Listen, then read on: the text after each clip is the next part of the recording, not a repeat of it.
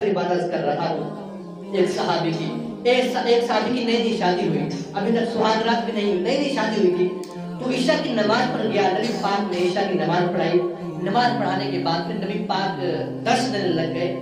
وہ جو صحابی تھا، جو شادی شدہ تھا، وہ نبی پاک کے درس کے لیے بیٹھ گیا، نبی پاک کا درس سن رہا ہے، نبی پاک کو دیکھ رہا ہے، اس کی آنکھوں سے آنسو جاری ہے۔ نبی پاک نے جب اس کی طرف دیکھا، نبی پاک نے فرمایا اے صحابی تیری شادی نہیں ہوئی؟ درس کیا بس شادی ہوئی ہے۔ فرمایا پھر جا، تیری بیوی انتظار کر رہی ہے، تیری سہاگ رات ہے، جا تیری شادی ہوئی ہے۔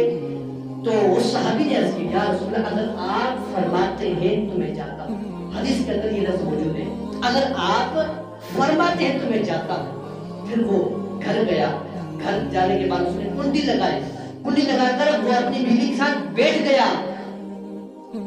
جب جو عورتیں ہوتی ہیں جس کو ہم دلہن کہتے ہیں، وہ اپنا جو منہ ہوتا ہے چھپایا ہوتا ہے، اوپر سے کوئی دوپٹہ وغیرہ رکھا ہوتا ہے، جب اس نے دوپٹے کو پکڑا، گھونگھٹ کو پکڑا، گھونگھٹ اٹھانے لگا، باہر سے ندا آئی۔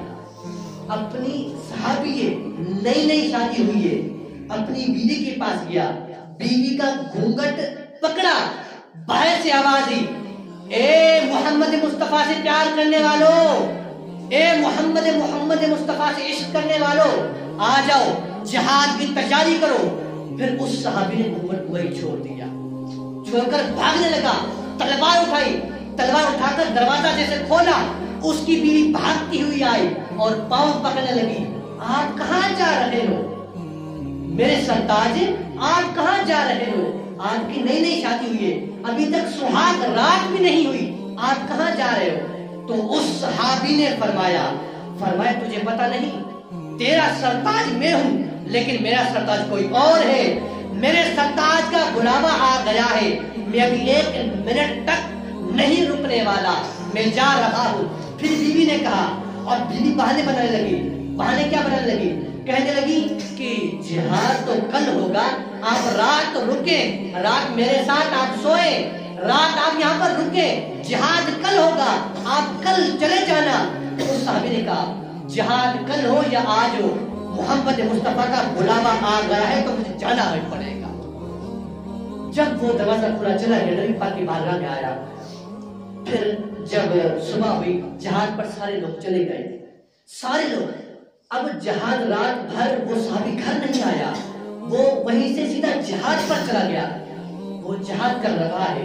جب آپ تاریخ اٹھا لے، جب بھی کوئی جنگ ہوتی تھی تو نبی پاک ہر صحابی کو دیکھتے تھے وہ کس طرح لڑ رہا ہے، لیکن وہ ایسی جنگ تھی نبی پاک نے دیکھا، نبی پاک دیکھ رہے ہیں، آپ نظر کرم فرما رہے ہیں، تمام صحابہ اکرام لڑ رہے ہیں، کفار سے لڑ رہے ہیں، جہاد کر رہے ہیں، لیکن نبی پاک کی نظر کسی اور صحابی پر نہیں جاتی، اس صحابی پر جاتے ہیں جو اپنی سہاگ رات چھوڑ کر نبی کا حکم مان کر جہاد میں آ گیا۔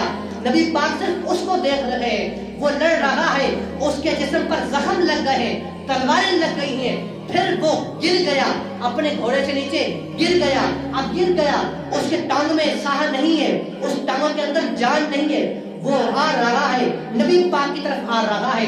پھر صحابہ اکرام آئے، کچھ نے پانی پیش کیا، پھر کچھ نے کھجوریں دی، کہنے لگے آپ کھجوریں کھائیں، کچھ نے کہا آپ پانی پئیں۔ تو اس صحابی نے کہا نہیں، نہ میں پانی پیوں گا نہ میں کھجوریں کھاؤں گا، میں جہاد میں آیا تھا تو محمد مصطفیٰ کو دیکھ کر آیا تھا، اب اس دنیا سے جا رہا ہوں تو محمد مصطفیٰ کو دیکھ کر جاؤں گا۔ وہ صحابی نبی پاک کی بارگاہ میں آ رہا ہے تو کچھ صحابہ اکرام کو اٹھانے لگے، اٹھا کر نبی پاک کی بارگاہ میں پیش کرنے لگے۔